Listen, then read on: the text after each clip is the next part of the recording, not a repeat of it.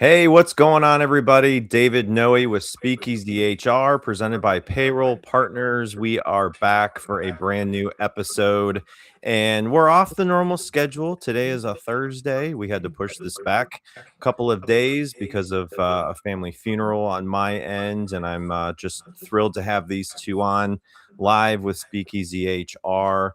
So I am thrilled to have back to Speakeasy HR, Peter Phelan. Welcome, Peter.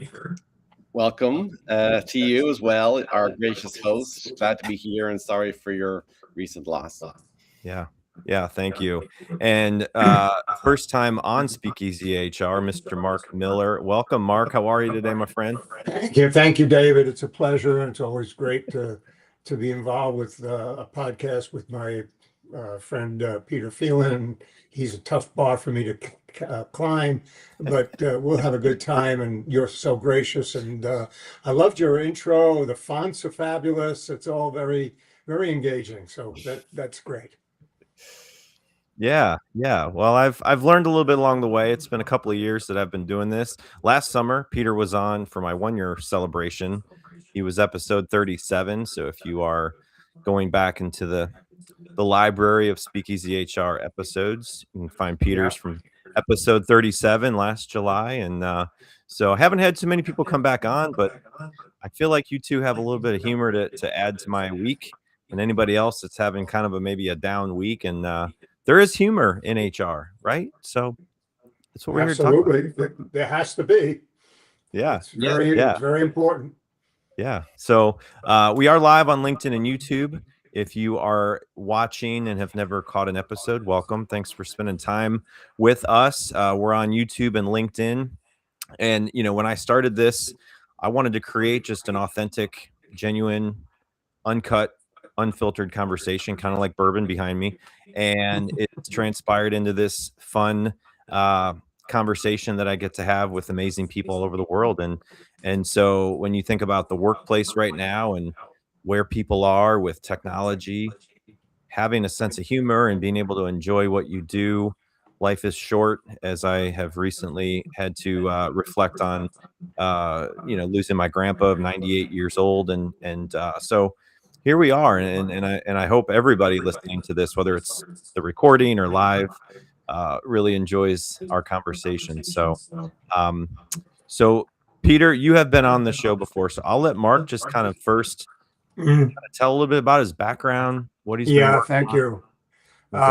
My background is all over the place. Over the many years I've been involved in HR and HR technology. I'm told it's over 40 years. So I've been involved with key punch cards when I first got a job after being a chemist for a while. And I'll always remember the interview I had with the guy that ended up being my boss at a company called Information Science. And I went in there after being a bench chemist, and he turned out to have been a chemist at Dow Chemical. So making all the mistakes a recruiter would do right now, he basically said, "Oh, I was a chemist. I worked at Dow. You were a chemist. You worked at Geigy. I guess you're good. You're hired." That was my first introduction to what HR was all about. And the company was the first HR technology vendor. They created the term HRIS, Information Science. And then from there, I was very visible in speaking engagements for them. They ran the first bunch of conferences that weren't tied to a particular vendor, but they were open to everybody. And then I went to Towers Perrin and PricewaterhouseCoopers and Boeing Computer Services, all small lengths of time. And eventually I started my consultancy back then in 1983 and started doing the vendor evaluation, needs analysis that I was gotten a reputation for. But at the same time, doing a lot of speaking engagements and talking about this intersection of people and technology and HR. And because of this topic is so important about the humor in HR, which I'm so thrilled to be invited along with Peter, that's always been a part of my approach to making presentations. So I'll just stop there and let Peter go back on, and then we'll get into it.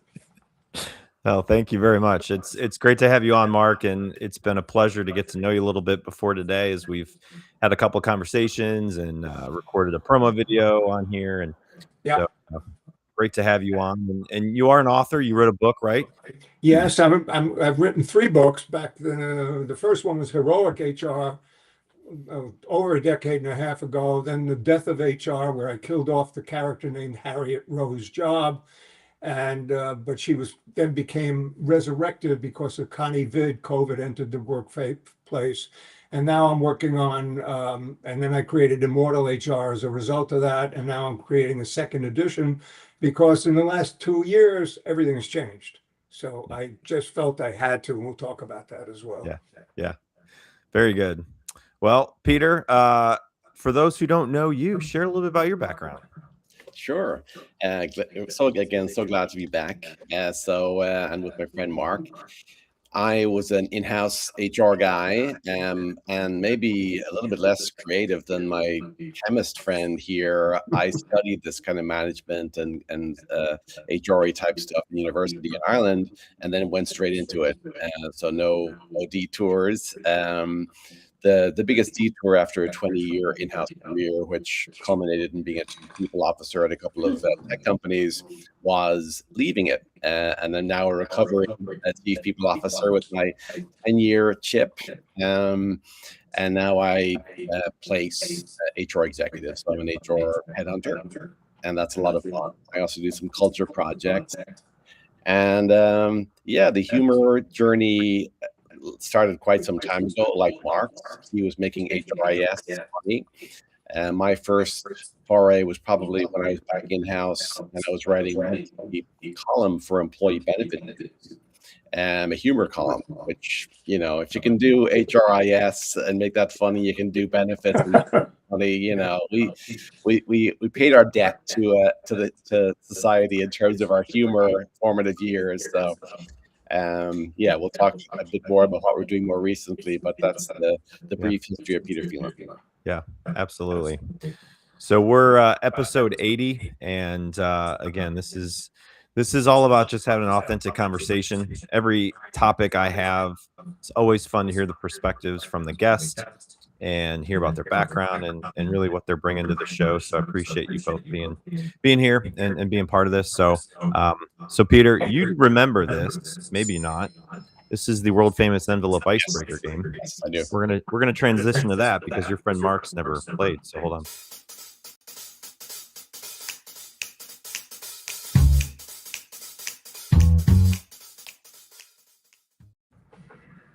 All right, Mark. So this is envelope icebreaker game is 15 envelopes. You get to pick a number, and there's a question inside that is very fun, exciting. Number 4.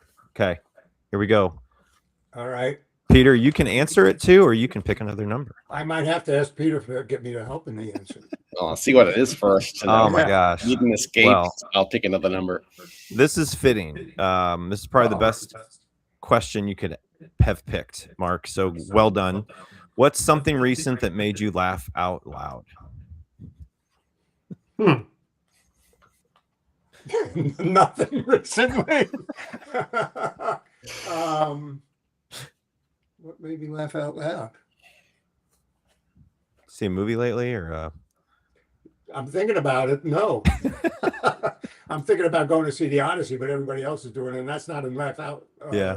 Fun. Oh, you know what? It might have been not to get into political stuff, but it might have been a Bill Maher episode, or with him receiving the Mark Twain award that was put on HBO the other night, where other people were roasting him, and there were some funny digs about the current administration. That made me laugh out loud. But recently, I laugh out loud. I chuckle to myself when I come up with something that I think might be funny when I want to think about putting it in the book, whether it's a new approach or a cartoon. And Peter knows, he and I both have used purchased cartoons related to AI and HR and all of that. And some of them are quite funny. And now I get feeds from the cartoonist and cartoon something, and you have to actually create captions as a contest. So sometimes it really makes me laugh. It breaks my week or two when they have a caption contest, and you get to be creative about some real cartoonist that did a cartoon, but they they want other people to come up with different captions, and you submit your 3 captions for $5, and then you get to vote on everybody. It's really a lot of fun, and you just say, that's not funny, that's funny. So I do get a lot of chuckles out of that. There But you go. that's basically it. It's just being creative and laughing at my own sense of humor, which nobody else seems to agree with sometimes. Oh, you're being too modest, Mark. That's awesome. I'll take the That's third awesome. question, David. It's a good one. So I'll stick with number 4 if that's okay. Oh, you have time to Absolutely. prepare. That's Yeah, not fair. yeah. This is your show, man. This is your show. Perfect. So Mark has been on this. So we do here in New York City, and we've taken down the road as well, this thing called Funny HR People. And the website is funnyhrpeople.com. And it is a community that another friend of mine and I built up with some support from Mark as well over the last 16 months. And basically, it's an open mic night for HR people. So I love that. So the core offering is every 6 weeks on a Monday night, we get 50 or so HR people together in a Midtown bar. And my buddy, Ashley Bandel, who's a Scotsman, I'm an Irishman, and we actually don't do a ton of the talking. We're the MCs for the night, and we open the mic to our HR practitioner friends. And I laugh out loud, David, every single time. I'll give you one example. And there was 10 performers, just roughly that number every time. But this one performer, Cassandra, hopefully she's tuning in, had this excellent bit on jettisoning a boyfriend. And she presented it in the framings and the tropes and the language of a termination meeting. We've been giving some feedback over a period of time. We haven't seen the change we needed. And she had 4 minutes on terminating this boyfriend, and it was chef's kiss good. Perfect. Yeah. I have to say, David, I've been honored to be at a couple of these HR Funny People things, and they've recognized me with some funny looking monument or award. And it's so invigorating to hear other people laugh. And it just shoots your brain with endorphins or whatever they call it. And you feel so good, even though maybe only 1 or 2 people laugh. And over the years, I've told people who are concerned about making presentations, just focus on a couple of friendly faces. And even if you're talking to 5,000 people and you're worried about that size, I said, don't focus on the size. Look at the smiling people that you could see and just focus on them, and you'll feel a lot better.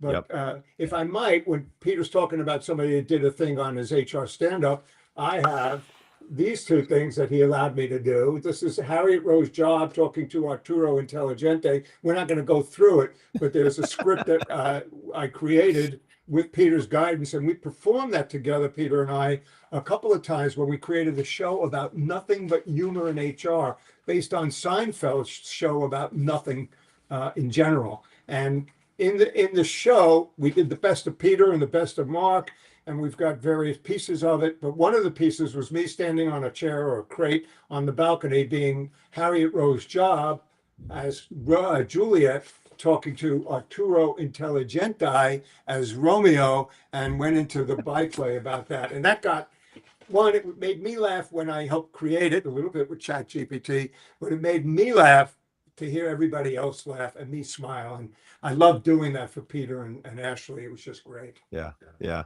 that's awesome. Well, thank you for playing the world famous envelope icebreaker game. We're going to shift gears and just a couple of messages from our sponsor. So hang tight and we'll be right back. Finding a new employee takes time and money. For one position on a single job board, you could easily spend a minimum of $5 to $10 a day advertising a job post. It's worth noting that the average time it takes to hire a new employee is 36 days.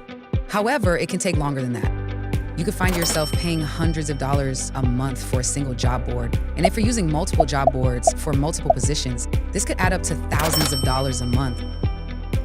There is a much simpler and more affordable way of finding the right candidate. At Payroll Partners, we offer an applicant tracking system to help manage your hiring process. Our ATS is customizable, allowing you to decide which days you want to run the job and when to close it so you don't break the bank. And this feature lets you e-blast your network, posting jobs on multiple boards at once, all managed in one location. Payroll Partners, elevating your payroll and HR experience. So if you are in the process of looking at your technology, how you're running payroll and hiring and all of the things with your people in your company, and it's just not working for you, you're looking for a better option, look us up, payrollpartners.net. Look me up on LinkedIn. Happy to hear about your situation and how we can maybe help customize a system for you. So now we are to the top shelf topic and why humor belongs in HR. So the first part of this is just a little warm up for you both. It's a rapid fire question segment, 5 to 10-second responses. So whoever wants to start, Peter, you've not played this. This is a new part of the show. So with Mark being the first time on, I'll let him start, and then you guys can go back and forth. So one word to describe great workplace culture. Respectful and trusting. What 2 words? I'll just say clear. Clear. Yeah. What's the biggest mistake leaders make with their people? Not listening. I'll say I agree with him, but I'll go with not trusting them with the full information, not trusting. Yeah. Favorite HR buzzword you wish would disappear?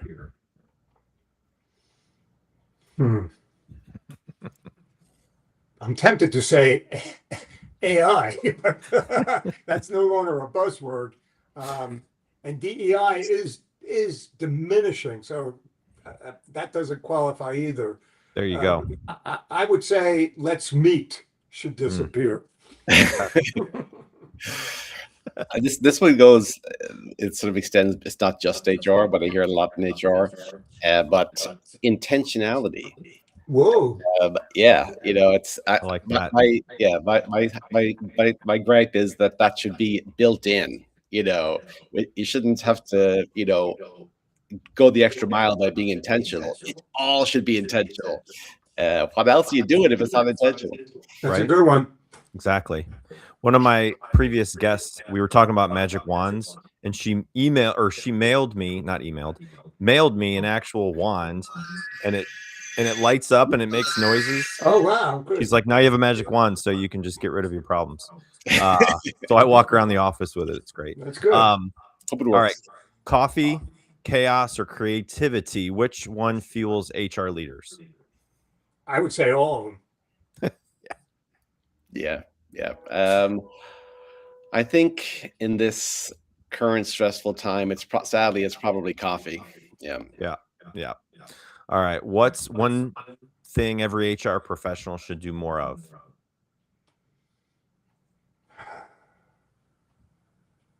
It ties to that other answer I gave about listening and trusting, and it's all. I think seeing the big picture is a good one as well. Yeah, and there's so many things that we could do to make our lives better. I think you can achieve seeing the big picture and light relief from other perspectives and things, all by being part of communities.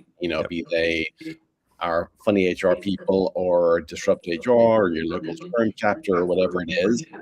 But I think just being around your colleagues and seeing, how they're solving problems you're also facing, and how your tense situation is unique as you thought. So community, a big record. Let me add, this wasn't a push on your part, David, but they should smile more and chuckle more and make light of themselves. Yeah. And I know Peter does a lot of the study with self-deprecation humor, and I think he's got right on with that. I think that just eases the tension by hearing the leader of any kind of meeting be self-deprecating, and not to steal Peter's, but it was so impressive that word comes up. Yeah. I mean, for me to add to that too, like I'm an HR professional. I've been doing it for 20 years, and the whole time I feel like this is such a big piece to being a successful and memorable HR professional is get out behind your desk and go see the people and talk to them and ask them how they're doing, how they can, have a better day, just get to know them, ask them how their family's doing, and just act like you care and not just walk around when you've got a get someone in a meeting room and talk how they Yeah, aren't doing their job or have to fire them. So it's hard. absolutely. And I think self-deprecation ties to the way I use humor when I show film clips about people not liking HR or using voiceovers in some of the films that I've taken pieces of and changed their wording. And that's what comes back to being more memorable. And I've had attendees decades ago still come up to me saying, I remember when you used this clip in the Dirty Harry clip that I used. And I Yeah. could go through it for another minute or two, but I won't. But it's basically Clint Eastwood, and there's a follow-up. So when we have the time, I'll go through the backstory. But I basically have a clip from the Enforcer 1974 movie where he was offered a transfer to personnel and he had a reaction to it. And I show it, and it certainly jolted the audience in those days. Yeah, there you go. Bonus question: who has the better looking beard, Marc or Peter? Well, I'm voting for Wow. myself. Yeah, I think Mark wins. Mine is just more of a designer, or not so designer, just a crazy stubble. Yeah, you're the classy one, Mark. You win. I'm keep tempted mine- to shave it all off. You've got keep the mine cool short. look. Yeah. I try to I keep haven't mine figured short because it's I too haven't white. figured out how to do that. Everybody I see on TV's got the stubble all over, and they purposely do that, and I still don't know how that works. So Oh, you just put the beard trimmer on like a 4 or a 5. yeah, I know. Yeah. There you go. I don't know. It's like jumbo shrimp. Why do you have a bad trimmer for? It's an oxymoron. But maybe you're right. Okay. There you go. So, that makes you guys really small on there. I can't do that. So we are live on LinkedIn and YouTube. If you are watching live and have a question or comment, throw it in the comment section. Would love to hear from you. So a couple questions as we've kind of started this conversation. This one's for Peter to start out. So you've spent your career helping organizations really define building stronger cultures. What do leaders often misunderstand about their culture? And what does it really look like and really take to create a culture that people want to be a part of? Yeah. So I think cultures are very kind of living, breathing, dynamic things. And there's often a mistaken impression that you can kind of impose the culture top down and it'll somehow stay the same or be what you want it to be, or you want it to be, even though you're hiring new people who are setting up new cultures in their departments. Maybe you're doing an M&A situation, and all of a sudden you're grafting in another into the team. So yeah, the culture is a living, breathing thing. I think that's what people miss. They think they can slap some values on the wall, and now everyone's going to just make these part of their DNA and start behaving differently.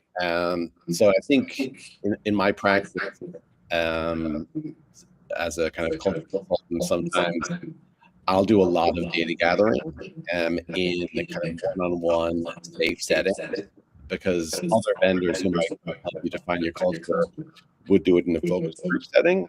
But as soon as you've got a bunch of people in the room, you've got politics. People won't be comfortable saying something that might offend somebody else or be at odds with the party line, especially if their boss is in the room and their bonus equity grant might be on the line.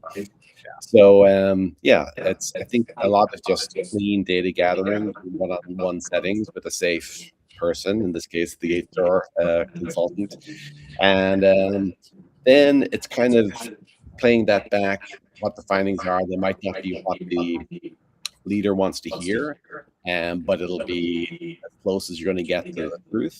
And I think it's up to leaders to kind of embrace that and not to stick the ostrich head in the sand. Yeah.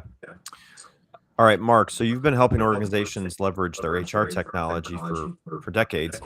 How can HR leaders embrace technology right now and AI while making sure they don't lose that human connection that HR, makes so valuable still?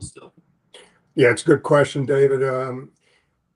There's no simple answer, but one that I seem to feel does help out would be everybody's in a stress mode, and the workforce in an era of disquietness, and they're concerned about, am I going to lose my job to AI, or am I going to lose my job to a robot humanoid, or am I going to have to sit in the next cubicle with something that looks like a person, but it's basically made out of metal?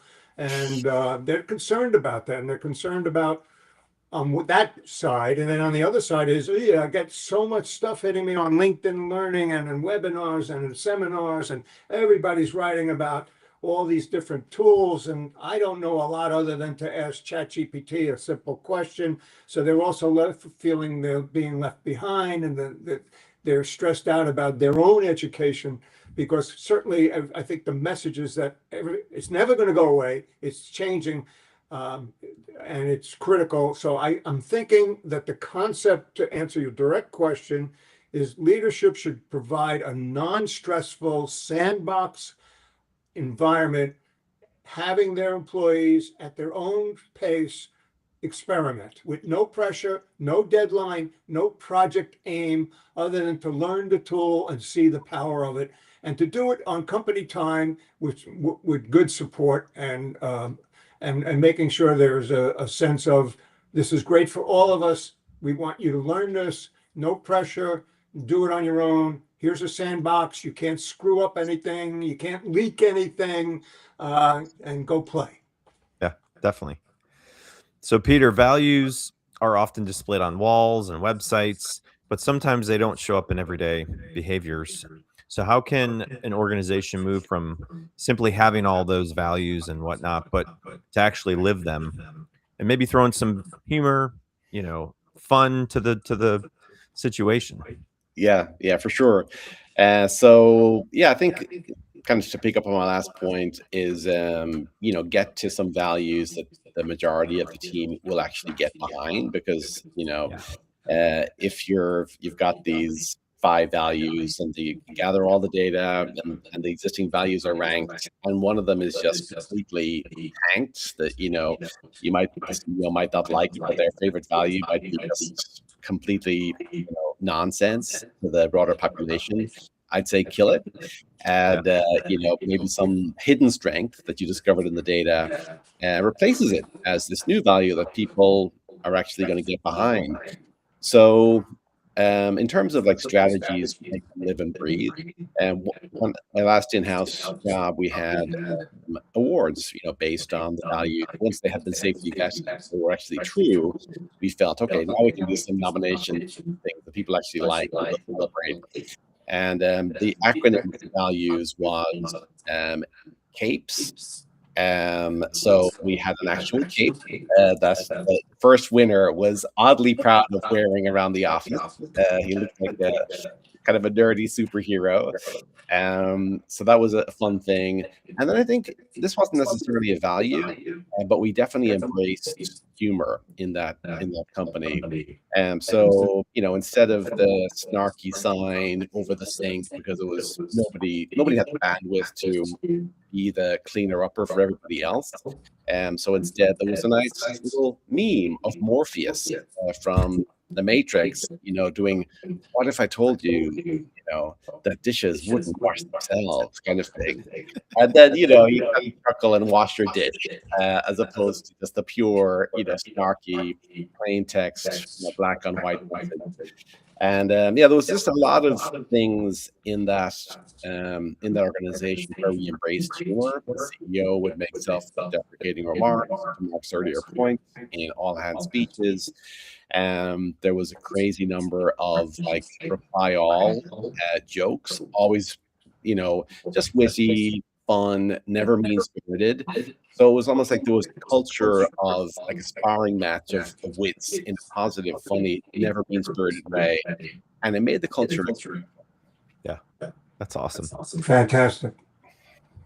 So yeah, we're having an afternoon party, Jen. This is where it's at today on LinkedIn and YouTube. So thanks for joining. And if you have any questions for these two fine human beings, let us know. Throw them in the chat. So I've got a couple of images that you both have sent. So Mark, I'm going to bring one up, and I want I want you to explain what's going on here. Part of my being is when I make a presentation is to use images of real actors or actresses, which are people in the audience or friends of mine that I've recruited. And this was me talking about the death of HR or coming across the body when Harriet Rowe's job was killed off when I wrote The Death of HR, which led to her resurrection. And this was done in Atlantic City when I was a mega session. And I had a friend of mine lie there dead on a mat and in a crime scene outline. And I come in acting as Detective Miller, finding the body and going through the crime scene. And what we do with the talk is unveil the body. It's hidden until I show up, and then I come down and I look at the body and I talk. What's her name? Huh? Harriet Rowe's job, HR job? Oh, this is the fifth kind of person we've had. There must be a serial killer. And I went over about all of the clues. And the other image I sent you is the very next step. It's from a different presentation where I actually bend down and find the instrument of death. And I hold up the mouse cord that's wrapped around her neck. And somehow I once ad-libbed this comment. Oh, a mouse cord. That must have what killed her. And then I looked, who has a cord on a mouse anymore? And that always got a laugh. And people still remember that to this day. So I try to use humor wherever I go in terms of making the presentations of what killed Harriet Rose off, who were the suspects. And I use some clever names in all of my books recently about people like Chet GPT and Arturo Intelligenti. And in the second edition that I'm working on, we have A. Claude Gentic, along with Hal Usination, and having conversations sprinkled throughout the book about these people. And it's a serious message, but I try to do it with some cleverness and engaging content all the time. And I've done it for decades using voiceovers on movies, as I said, or things that I personally experienced. And if I may, the one with Clint Eastwood, which was the first time I used voiceover, I didn't even have to use voiceover. But I do want to say that in the movie The Enforcer, which is the third of the Dirty Harry movie, and I know I'm an aging boomer, such the name boomer, but the people that might remember who Clint Eastwood was, other than an old curmudgeon producer director, he was a famous actor on TV and Rawhide and all that. And he was in this series of movies about Dirty Harry. So at one point, I show the clip of him taking an unmarked police car through the plate glass window of a liquor store, taking his .357 Magnum and shooting it up. And there was a crook holding a shotgun to the head of somebody. And eventually he got rid of everybody and walks back out and gets into this car and he shot everybody. And then he gets called into the commissioner's office. And they're upset with him because he spent thousands of dollars of damage on the liquor store. And he said, you told me to rid the city of San Francisco with hoods. Oh, but we didn't want you to do this, blah, blah, blah, blah, blah, blah. You cost the city $5,285. How could that be? Well, you got the plate glass window, you got this, plus we're going to be sued by the hostages and all that stuff. And he said, Harry, I've been on the phone with the mayor about this, and this has got to stop. And Harry didn't say anything, and he says, well, I've got work to do. And he says, but not in homicide. And Harry says, what? And the commissioner, who's standing behind a desk with a cigar, says, you've been transferred to personnel. And Harry looks at him and says, this is what I use. Personnel, that's for assholes. And the guy stands up and says, I was in personnel for 10 years. And Harry just goes like this and walks out. It gets a laugh. It upset people, but still it's true. It passed through all the censorship. It was in the movie. You could watch it now and on YouTube and see that word being used. Postscript, if I may, another 2 minutes. I was working in California. My client lived next door to an agent that worked and represented Clint Eastwood. I got his email and I got his address and I wrote him a letter describing what I do in speeches around the country, showing this clip and what he had to say about people in personnel and recognizing that he was the mayor of Carmel, California for a number of years. Yeah. So I said, Mr. Eastwood, would you mind telling me what your thoughts are about people in HR now that you have the experience on the administrative side? And he said, Mr. Miller, thank you. Although I don't need the publicity, thank you for showing the clip of this movie. And to answer your question, no, I haven't changed my mind one bit about people in personnel as the mayor of Carmel. And I have that response on my desk somewhere embedded. But it's hilarious, right? And it made me feel weird about communicating with him about personnel of all people. Right. But that's how and people still to this day remember that clip when it was a topic called leveraging technology and getting clout in HR. And I said, well, we have to start from where we once were. And that's where everybody thought people in personnel were not nice. Oh, yeah. Yep. It's changed a lot. I would hope. It's changed a lot. So another image that Peter had sent me, I'm going to pull up. Yeah. Oh, yeah. So this is just a few little, shots from HR HumoR events I've done this year, from Vegas to New York.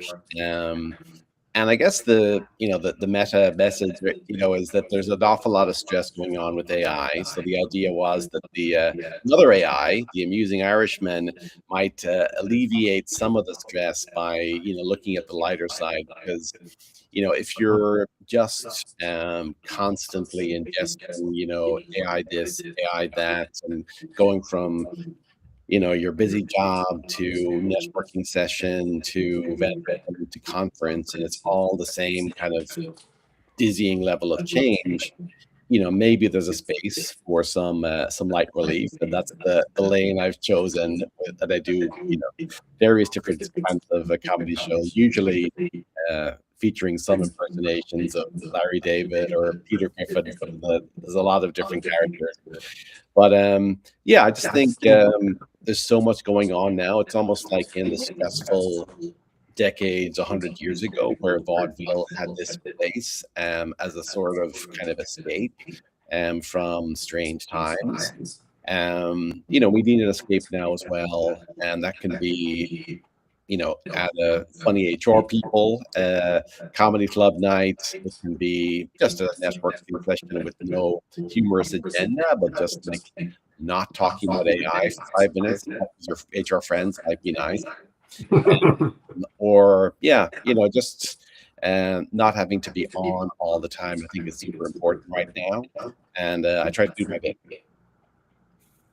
Yeah, Larry David, I think he's coming out with a new series, isn't he, on HBO? Or is it out? Okay. Yeah. It looks very fitting into what he's made a name for himself. So I'm excited to watch it. Have you watched it yet? Not yet. Not yet either. All right. Well, this has been awesome to share some of these pictures here with you all. And for those who can't obviously see it, if you're watching it on demand later with audio, you'll have to go into YouTube and find it so you can see what we all were just looking at. So both of you can answer kind of this, and I know we've got a few minutes to go through some of these additional questions. And if you are watching live, have a question for these two, throw them in there, how you can try to apply your situation and into a question. So from really what this show is about, authenticity, but adding humor into it, right? Some of those things aren't always words people associate with HR. So why do you believe bringing more personality and connection and even laughter into HR can actually make leaders more effective? I could go first. I think that the humanization of leadership is important. We've already talked about self-deprecation. Yeah. So in my in-house work and a little bit as a consultant, I think laughing at yourself can be a trust accelerator. And when you do have a few whiskers that are not their original color, like Mark and I, you can talk about yourself in a self-deprecating way without necessarily losing credibility. Maybe a first-time manager is in your office and they're struggling with doing some basic thing that might seem obvious to somebody Mark or my age.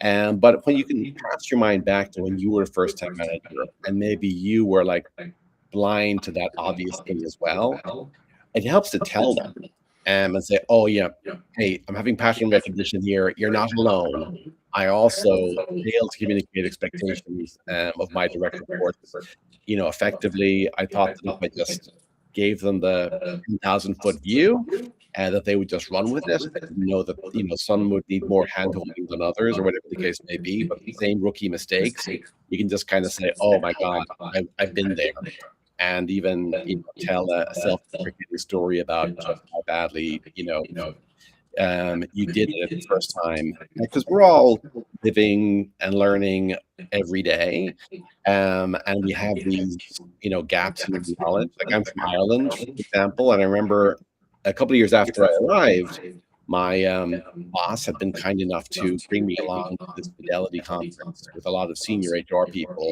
and I was like this 23-year-old, and kind of proud of myself to be in that room. And then people are asking about, where do you work? Where do you work? And so I said to this guy, what do you do? What does your company do?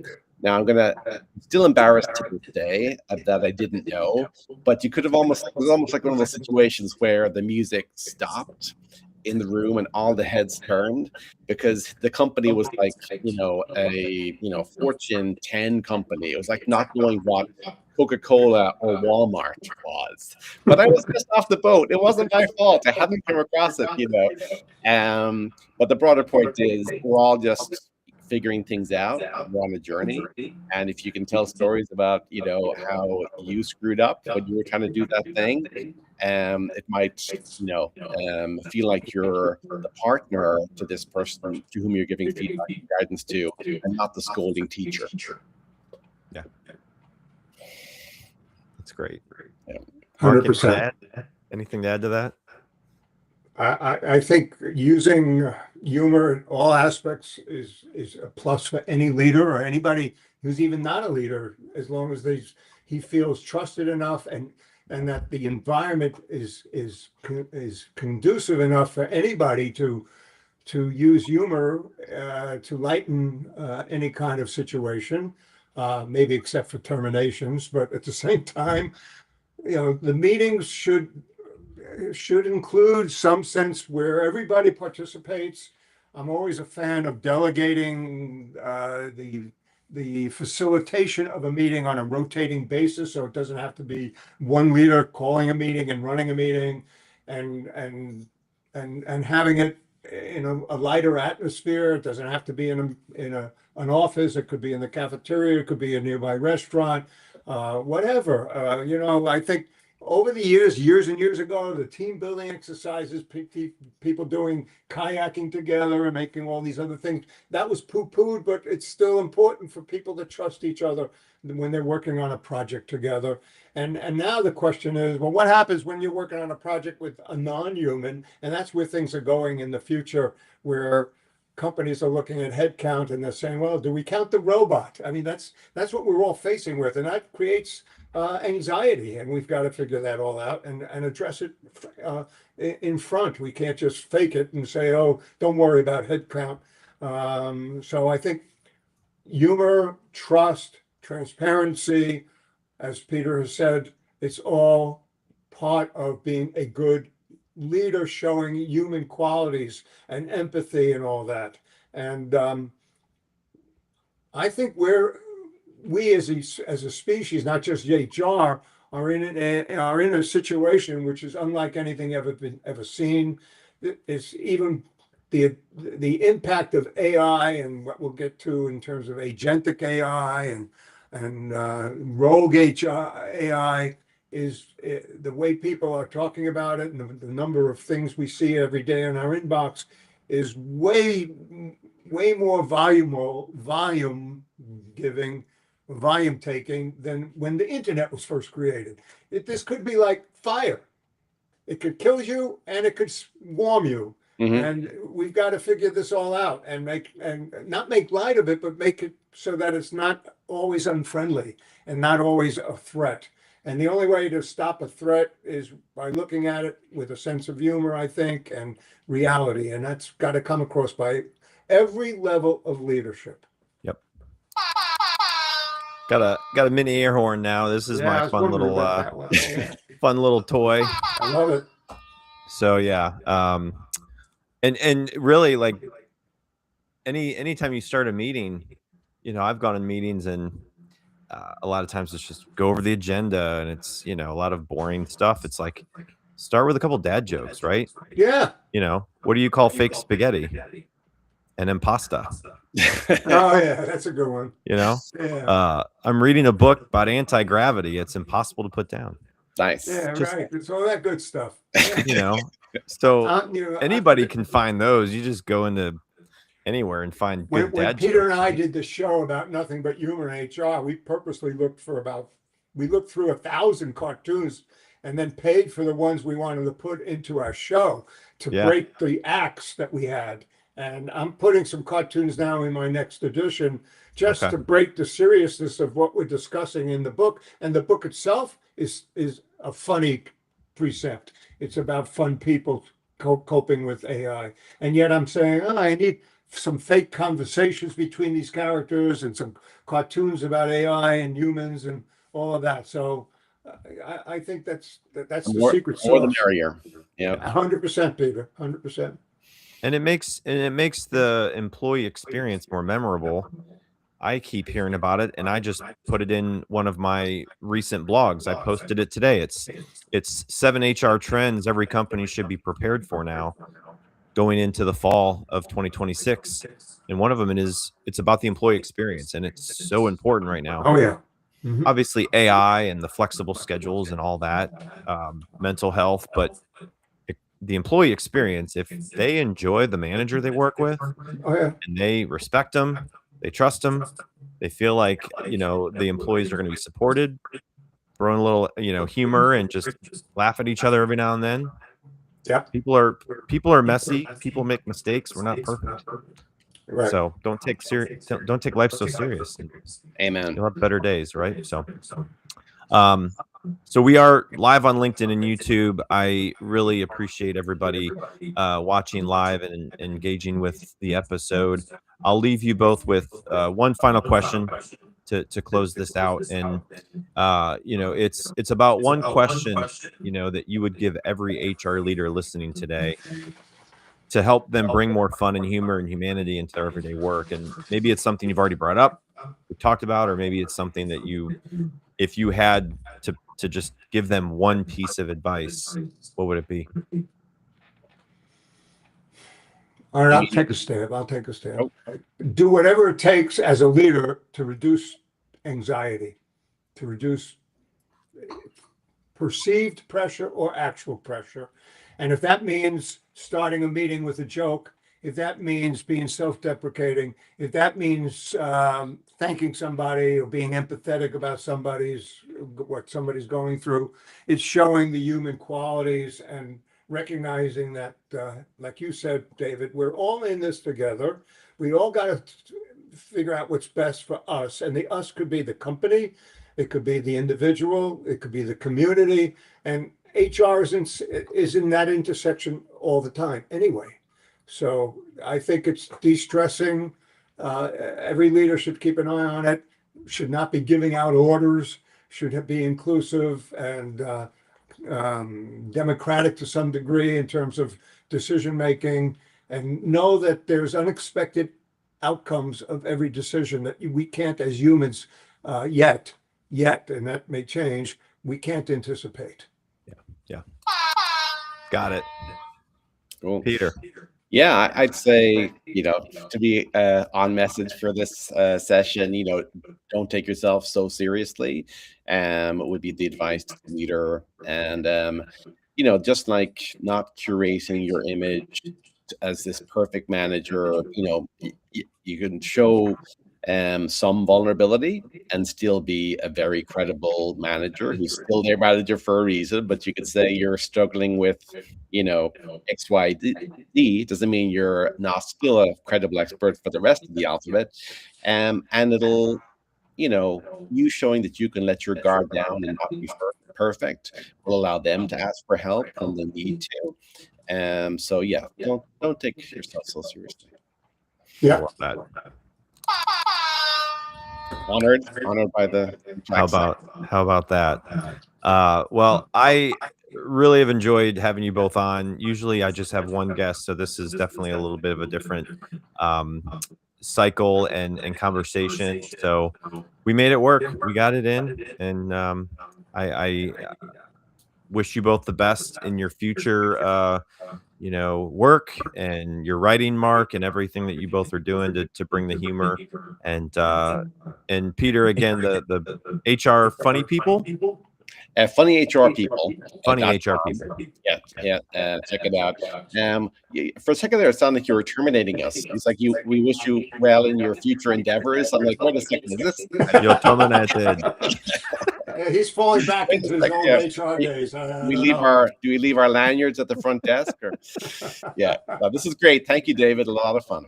Yeah, yes. Thank you, David. Fantastic. Yes, absolutely. Peter, great to have you back on. Mark, definitely appreciate you coming back on sometime in the future where you need a walk-in guest. That'll be funny. We always need humor, and I don't always get it with guests. We talk about some really serious topics and not so serious topics, and that's what SpeakEasy HR is about. So, all right. Well, thanks everybody for joining us. Back at it next week. Brand new guest, and appreciate you guys coming on. Have a great rest of your day. Thank you. See you later. Bye, everybody. Bye-bye. Bye, Peter.